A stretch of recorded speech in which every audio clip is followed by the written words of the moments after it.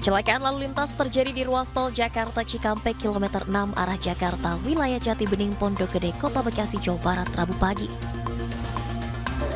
Satu minibus terbakar usai terpental lantaran ditabrak mobil pick-up bermuatan cabai rawit di jalur 4 saat mengganti ban yang pecah. Pengemudi minibus berhasil menyelamatkan diri, sementara pengemudi pick-up dan kernetnya terluka. Kita kan lagi jalan, pecah ban. Di bahu jalan? Iya, di bahu jalan. Karena kita mau ke kiri nggak memungkinkan, akhirnya kita ambil ke kanan, di kanan. Ya kan, udah, terus saya turun, ngecek ban, pas mau ngambil dongkrak, langsung tahu tiba-tiba dari belakang mobil ini kenceng. Nyeruduk. Saya sempat kasih ini, aba-aba. Terus memang nggak keburu atau gimana, saya langsung dihantam sama ini. Sementara itu petugas Jasa Marga, patroli jalan raya dan unit laka lantas Polres Metro Bekasi Kota yang datang ke lokasi langsung mengolah tempat kejadian perkara. Mobil pick-up yang ringsek pada bagian depan dan minibus yang terbakar kemudian dievakuasi menggunakan mobil derek milik Jasa Marga. Beliau sedang mengalami pecah ban, kemudian berhenti di lajur 3. Setelah berhenti di lajur 3, beliau bermaksud untuk menempikan kendaraan ke lajur 4 untuk mengganti ban. Namun dalam waktu yang bersamaan, datang kendaraan Mitsubishi L300 datang dari arah sama, Cikampek menuju arah Jakarta, sehingga bagian depan sebelah kanan membentur bodi belakang kendaraan Toyota Avanza. Kedua kendaraan tersebut kemudian mengalami terpental ke depan dan mengalami kebakar. Jadi kebakarnya di TKP kendaraan Avanza. Dua mobil yang terlibat kecelakaan di tol Jakarta Cikampek kilometer 6 ini kini berada di unit laka lantas Polres Metro Bekasi Kota. Akibat kecelakaan ini, lalu lintas di ruas tol arah Jakarta sempat tersendat.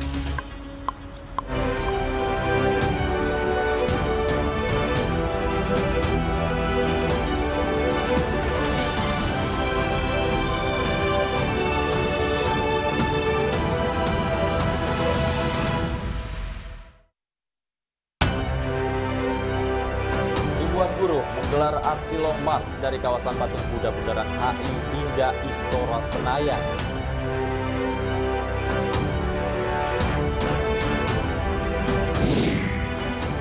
Kementerian Agama bersama dengan pemerintah Arab Saudi secara resmi melarang haji backpacker.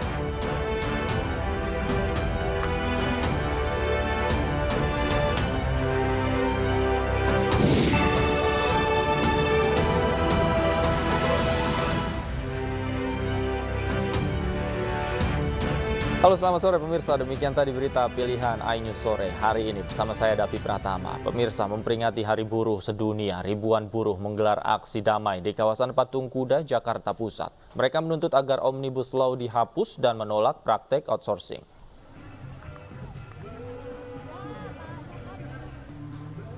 Ribuan buruh dari Jabodetabek memadati kawasan Patung Kuda memperingati Hari Buruh Sedunia. Aksi May Day diawali sejak pagi tadi dengan berkumpul di Patung Kuda, dilanjutkan dengan long march ke Bundaran HI hingga Stadion Madia Senayan Gelora Bung Karno. Ada dua tuntutan utama yang diserukan para buruh, yaitu mendesak pemerintah mencabut Undang-Undang Cipta Kerja atau Omnibus Law, serta menolak praktek outsourcing yang disebut dengan HOSTUM atau hapus outsourcing, tolak upah murah. Pertama, cabut Omnibus Law Undang-Undang Cipta Kerja. Yang kedua, kami menyebutnya HOSTUM. HOS, hapus outsourcing, TUM, tolak upah murah. Dua isu tersebut yang menjadi persoalan buruh dalam 5 tahun terakhir. Omnibus Law Undang-Undang Cipta Kerja mengakibatkan PHK di mana-mana. Jadi tidak benar Undang-Undang Cipta Kerja menarik investasi baru dan menyerap tenaga kerja. Yang benar adalah PHK di mana-mana. Tahun 2024 ratusan ribu buruh di PHK. Tahun 2023 juga ratusan ribu buruh di PHK. Kenaikan upah akibat Omnibus Law hanya naik 1,58%. Di Tangerang, Bekasi, di Karawang, begitu pula di kota-kota industri lain. Padahal inflasi adalah 2,8%. Jadi nggak naik upah kita ini, termasuk teman-teman media.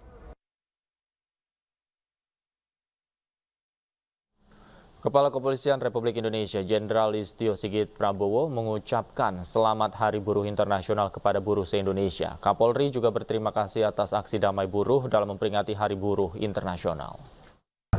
Dari hasil pemantauan yang kita ikuti, hari ini ada kurang lebih 71 titik yang diikuti oleh kurang lebih 121 elemen dan puluhan ribu buruh yang tersebar di seluruh Indonesia. Dan salah satunya hari ini rekan-rekan buruh yang ada di Jakarta melaksanakan kegiatan di Istora Senayan. Walaupun sebelumnya tentunya melaksanakan kegiatan dalam rangka memperjuangkan hak buruh, kesejahteraan buruh, perlindungan, dan tentunya hal-hal lain. Saya berterima kasih bahwa dari rangkaian kegiatan teman-teman Serikat Buruh yang kita ikuti dari tadi pagi sampai dengan hari ini, semuanya berjalan dengan lancar, dengan aman, dengan tertib, dan setelah ini dari lapangan akan berpindah masuk ke Istora untuk bersama-sama melaksanakan rangkaian kegiatan yang akan dilaksanakan di hari. Ribuan buruh dari berbagai federasi di Jawa Tengah menutup Jalan Pahlawan Semarang, tepatnya di depan kantor gubernur. Buruh menyuarakan 7 tuntutan, diantaranya pencabutan Undang-Undang Cipta Kerja yang tidak memihak ke kaum buruh. Sebagai wujud memperingati Hari Buruh Sedunia, ribuan massa dari berbagai federasi serikat buruh mendatangi kantor gubernur Jawa Tengah. Dalam aksinya, massa buruh berorasi menyuarakan 7 tuntutan, diantaranya meminta Undang-Undang Nomor 6 Tahun 2023 tentang Cipta Kerja dicabut, menghapus sistem kerja kontrak, outsourcing, dan sistem magang, serta stop upah murah. Buruh juga meminta pemerintah menindak tegas pengusaha nakal yang sengaja melakukan pelanggaran dan menyengsarakan kaum buruh.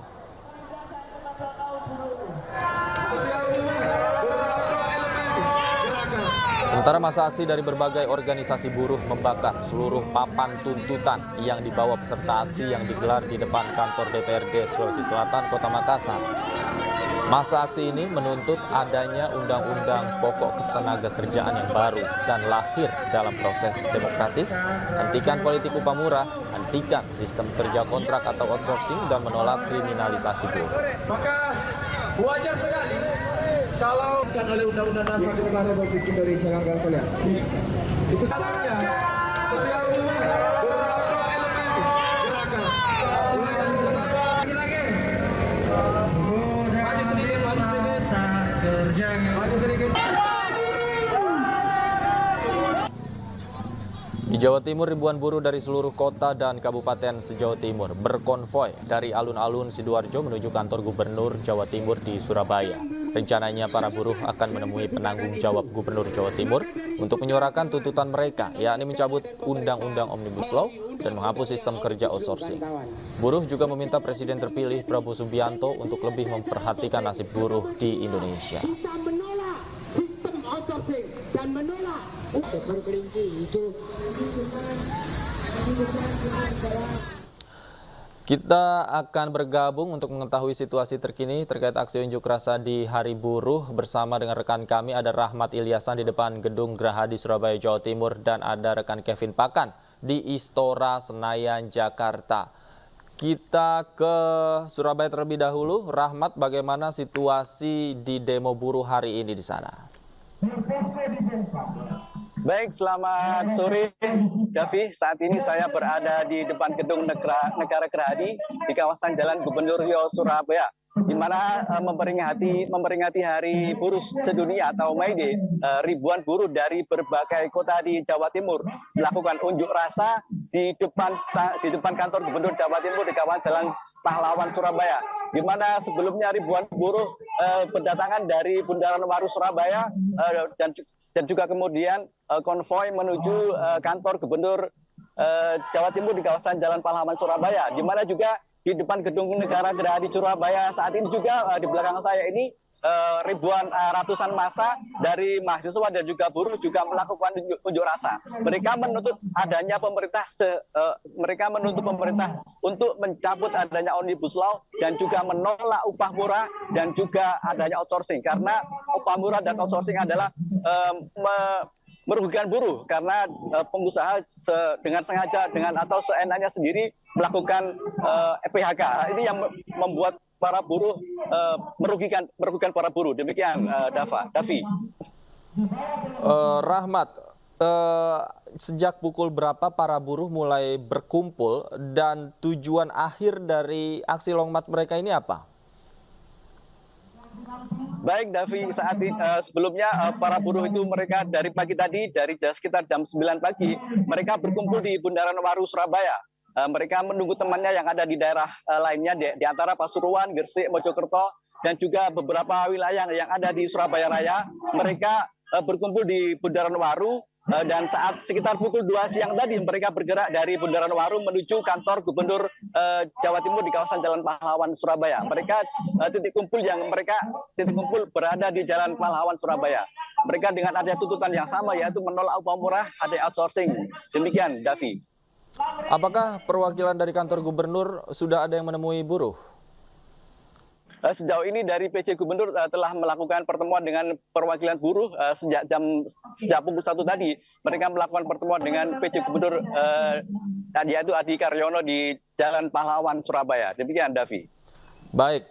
Dari Surabaya, Jawa Timur, kita melihat bagaimana situasi terkini di Istora Senayan. Kevin, seperti apa situasi masa aksi di Istora Senayan sore hari ini?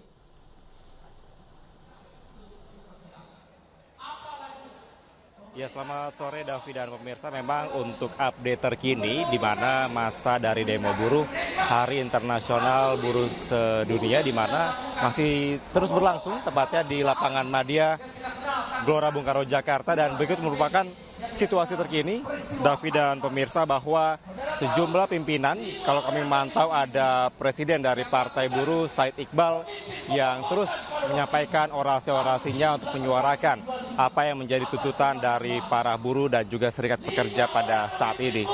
Dan juga kami memantau juga bahwa tidak hanya orasi-orasi yang dilakukan, namun juga didukung dengan sejumlah tarian-tarian tradisional maupun juga acara kesenian lainnya. Tadi kami memantau adanya tarian Saman yang berasal dari Provinsi Aceh yang juga turut memeriahkan adanya Hari Buruh Internasional pada saat ini. Nah, memang tadi yang cukup menarik perhatian juga Davi dan pemirsa bahwa ini masa buruh yang awalnya berada di kawasan Patung Kuda Jakarta, ini mereka melakukan long march kemudian bergerak hingga sampai tadi sekitar pukul 12:30 waktu Indonesia Barat. Mereka melanjutkan adanya aksinya atau merayakan Hari Buruh Nasional pada saat ini di Gelora Bung Karno Jakarta, tepatnya di Stadion Madia. Dan memang tadi juga sempat dikatakan dari Presiden Serikat Buruh ada Said Iqbal yang menyatakan bahwa sebenarnya kalau dilihat dari upah yang harusnya diterima dari pihak buruh ini tidak layak, karena berdasarkan data yang dia katakan tadi dari Badan Pusat Statistik yang seharusnya bisa mencapai 5,2 juta bahkan sampai 7 juta, ini bisa terus disuarakan begitu kira-kira dari para pihak serikat buruh untuk bisa menyampaikan kepada pihak pemerintah. Dan memang tadi juga kami memantau untuk jalannya aksi demo buruh Hari Internasional pada sore hari ini juga berjalan cukup baik, cukup kondusif. Kami memantau bahwa para serikat buruh yang turut hadir baik yang memenuhi di sekitar lapangan Madia Gelora Bung Karno Jakarta maupun yang berada di tribun, ini mereka tetap menjalankan aksinya secara kondusif dan tidak adanya kerusuhan yang cukup berarti. Nah, memang benar sekali tadi juga sempat didatangi begitu oleh pihak dari pemerintah, dari Kapolri Jenderal Listio Sigit Prabowo yang mencatatkan bahwa memang semua berjalan dengan baik dengan pengamanan juga yang diturunkan ada sekitar 3.000 pengamanan sampai dengan saat ini. Davi. Baik, terima kasih Kevin Pakan atas laporan Anda dari Istora Senayan. Sebelumnya ada Rahmat Ilyasan dari Surabaya, Jawa Timur. Selamat bertugas kembali rekan-rekan.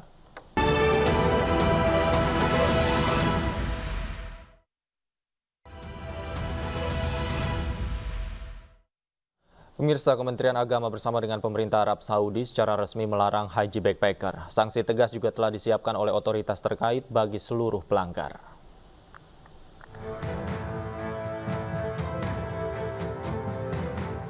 Kementerian Agama Republik Indonesia dan pemerintah Kerajaan Arab Saudi melarang pelaksanaan ibadah haji dan umroh dengan visa wisata.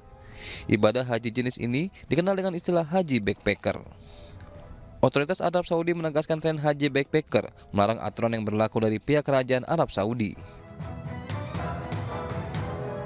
Pihak Arab Saudi secara tegas melarang penggunaan visa selain visa umroh dan haji. Sementara Kementerian Agama Republik Indonesia telah menyiapkan serangkaian sanksi pada travel atau penyelenggara haji dan umroh yang melanggar aturan. Pasti akan ada tindakan tegas dari sana dan kami juga akan melakukan tindakan tegas bagi travel-travel, biro-biro haji dan umroh yang nekat memberangkatkan jamaah ya, tanpa menggunakan visa resmi. Kami akan melakukan tindakan yang tegas.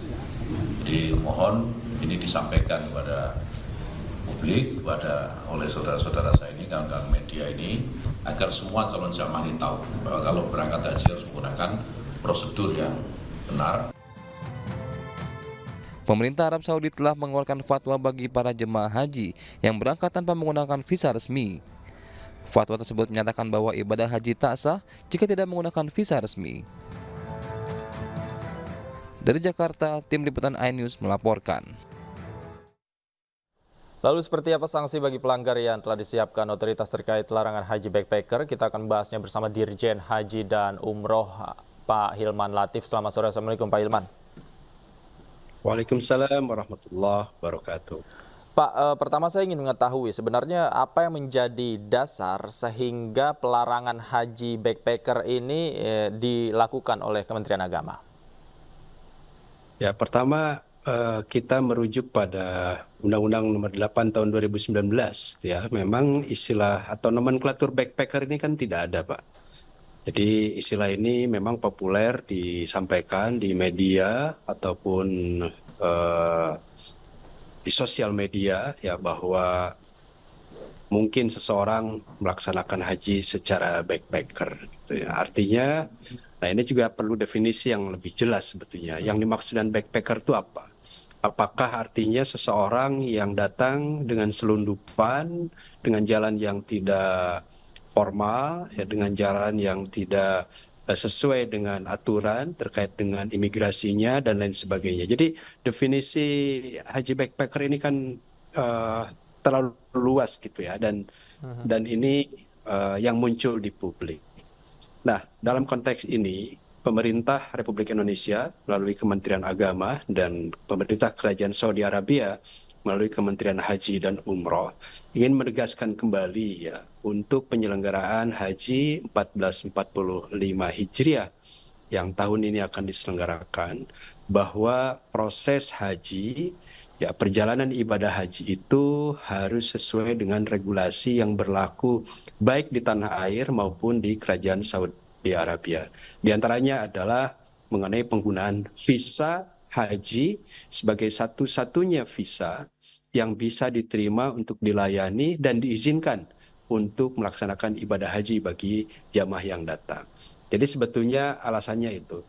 Yang kedua, spirit dari pertemuan Menteri Agama Republik Indonesia dengan Menteri Haji dan Umroh Kerajaan Saudi Arabia itu adalah menjaga keamanan dan kenyamanan jamaah serta untuk melakukan mitigasi terhadap berbagai persoalan yang mungkin muncul akibat tidak terkendalinya jumlah jamaah karena adanya sekelompok jamaah atau sejumlah jamaah yang tidak terdaftar, tidak tercatat, dan sehingga tidak bisa diprediksi ya, karena untuk pelaksanaan haji ini kan jumlahnya banyak sekali gitu ya, sehingga nanti pemerintah sebagai penanggung jawab itu juga harus memiliki pengetahuan tentang jumlah data jamaah yang hadir ke Tanah Suci. Oke, baik. Baik, kemudian kita tahu kan tren haji backpacker ini ramai ya di masyarakat Indonesia sendiri. Barangkali mungkin saat ini Pak ada yang sudah sampai Tanah Suci, kemudian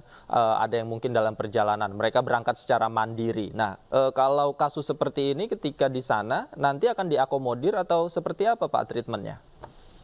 itu kan sudah jelas pernyataan di Kerajaan Saudi bahwa sanksinya cukup berat gitu ya.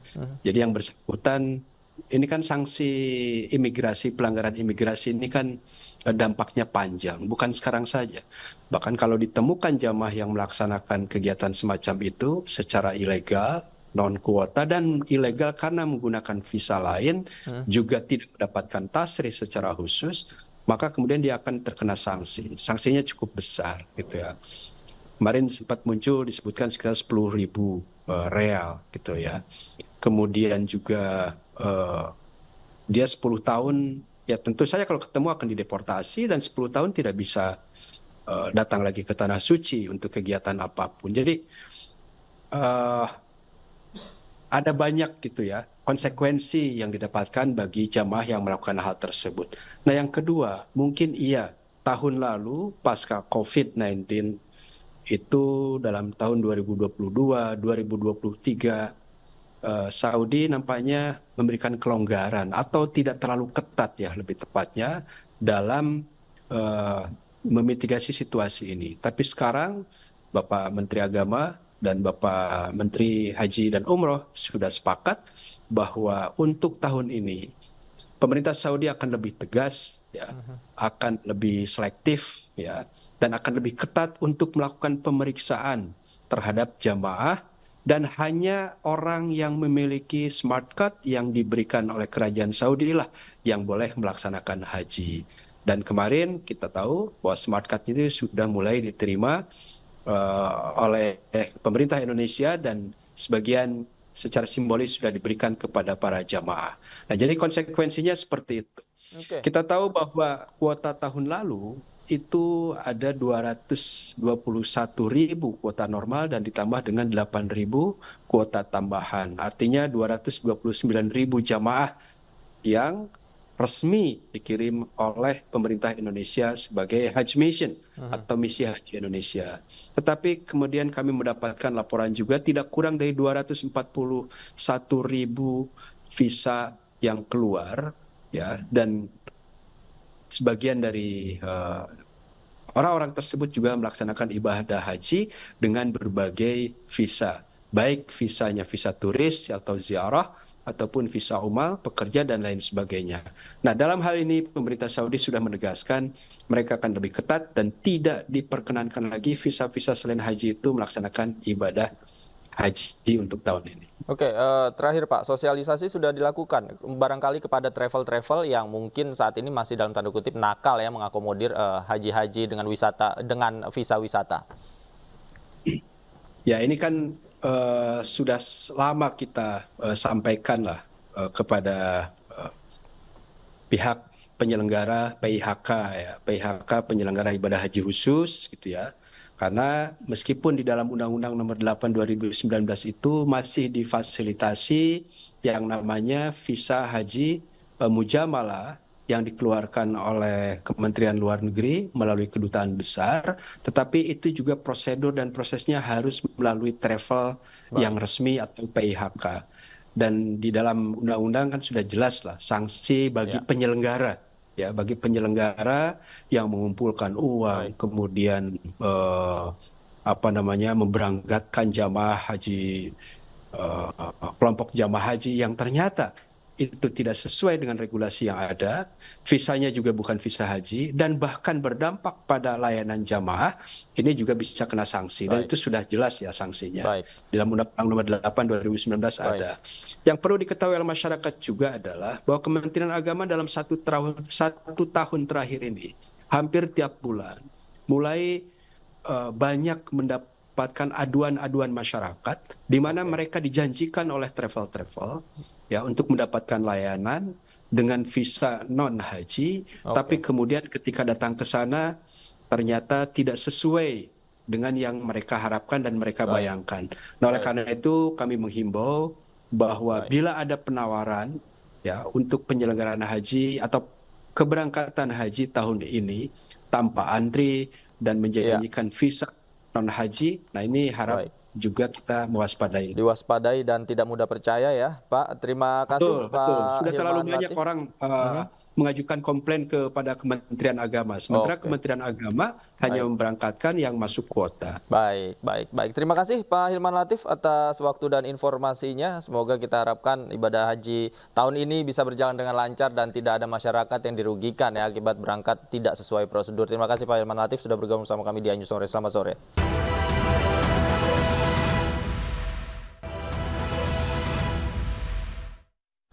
Nonton bareng Timnas Indonesia U23 melawan Uzbekistan digelar di Taman Berkampung Tarakan, Kalimantan Utara.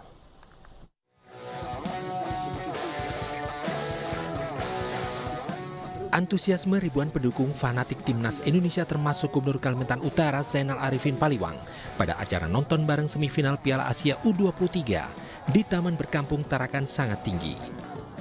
Ribuan pendukung Garuda Muda yang datang sejak 2 jam sebelum pertandingan dimulai begitu bersemangat dan terus memberikan dukungan meski menonton melalui layar lebar. Tak hanya kalangan dewasa, namun usia anak-anak juga memberikan dukungan kepada Timnas Indonesia U23.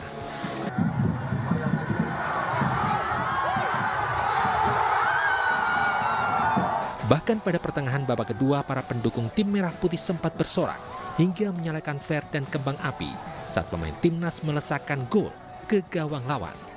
Meski gol tersebut akhirnya dianulir wasit setelah melihat tayangan VAR. Itu suatu kemajuan sepak bola Indonesia dan kita berharap ya, sepak bola Indonesia ke depan bisa lebih hebat lagi sehingga dunia bisa memperhitungkan sepak bola Indonesia ke depan. Meski akhirnya Garuda Muda tumbang 2-0 oleh Uzbekistan, namun Gubernur Kaltara Zainal Arifin Paliwang tetap bangga atas perjuangan dan capaian Garuda Muda di ajang Piala Asia U23 di Qatar. Nobar Piala Asia U23 di Taman Berkampung Tarakan ini setidaknya dihadiri 3.000 lebih pendukung Timnas.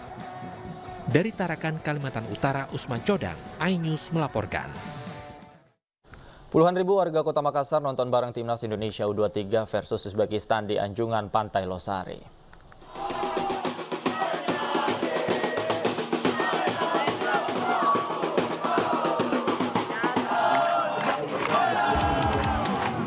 Banyaknya warga yang datang untuk nobar membuat kawasan Anjungan Pantai Losari padat. Warga yang hadir menyaksikan Timnas U23 berlaga melawan Uzbekistan melalui 2 layar besar LED yang disiapkan oleh Pemkot Makassar. Sementara itu sejumlah warga yang tidak mendapat tempat rela menyaksikan Timnas berlaga di atas pohon. Meski Timnas kalah dari Uzbekistan, namun para supporter tetap bangga karena mampu melaju hingga semifinal. Melihat besarnya antusias warga yang nonton bareng, pemerintah Kota Makassar berjanji akan terus menyiapkan wadah nonton bareng dan bekerja sama dengan pihak kepolisian. Saya kira kita tidak perlu risaukan itu, semua sudah jadi cerita malam hari ini. Insya Allah 3-4 kita menang dengan nomor 3 nanti insya Allah lolos Olimpiade. Habis nonton nobar, saya emosi sih, saya kebanyakan emosi karena wasitnya. Kesini karena apa? Karena hobi. Tahu ada tiket seperti ini dari mana? Dari wali kota, dari nonton, iya.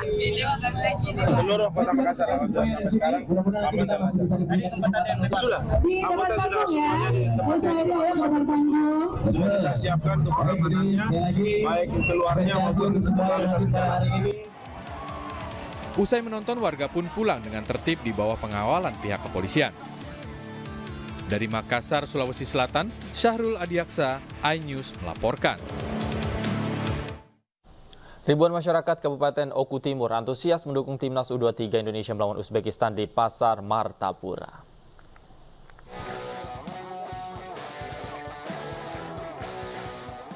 Perjalanan Timnas Indonesia U23 di Piala Asia 2024 mencapai babak semifinal. Hal tersebut disambut riang gembira oleh rakyat Indonesia. Hal serupa juga ikut dirasakan oleh masyarakat Kabupaten Oku Timur yang tidak ingin ketinggalan dalam mensupport tim nasionalnya bertanding di babak semifinal. Atas antusias masyarakat, pemerintah Kabupaten Oku Timur menggelar nobar tim nasional U23 di panggung terbuka Pasar Martapura. Menurut Bupati Oku Timur, Lanosin, acara tersebut diadakan sebagai bentuk perhatian terhadap masyarakat yang antusias mendukung tim nasionalnya bertanding. gol dari timnas Indonesia tadi dianulir itu benar-benar mengubah jalannya pertandingan. Apa komentar Pak Bupati masalah hasil akhir dari pertandingan? Ya, kalau seperti yang kita lihat tadi, saya juga tidak tahu. Ternyata gol kita dibatalkan. Padahal semua masyarakat Indonesia, sepertinya di bagian Lombok Timur ini, sangat gembira menyambut gol yang pertama tadi. Dan setelah itu mungkin ya agak sedikit down, jangankan pemain, saya yang melihat saja menjadi down. Ya mungkin begitulah dan akhirnya ya kita harus menerima 2-0 untuk Uzbekistan. Pertandingan semifinal Piala Asia U23 yang mempertemukan Indonesia melawan Uzbekistan tersebut berakhir dengan skor 2-0, di mana Indonesia harus mengakui kekalahan atas tim nasional Uzbekistan. Dari Oku Timur, Sumatera Selatan, Jatmiko Francisco, iNews melaporkan. Dan pemirsa, usai sudah kebersamaan kita dalam iNews sore hari ini, saya Davi Pratama pamit undur diri. Terima kasih, selamat sore dan sampai jumpa.